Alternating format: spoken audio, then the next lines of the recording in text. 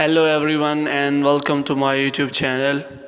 In this video I will tell you how you can turn off or turn on birthday notification for your Facebook friends. For this you have to go to settings.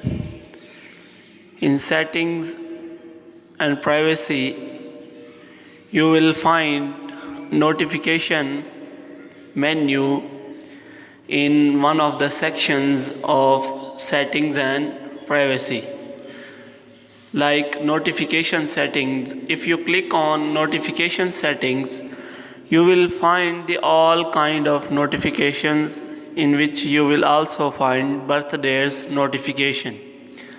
If you turn off allow notification on Facebook for birthdays, then Facebook will not send you notification on all kind of sources like on push, email or SMS. Moreover, you can turn off the notification from email or SMS or on push. There is second methods to turn off the notification for birthdays, which is from your Facebook app settings.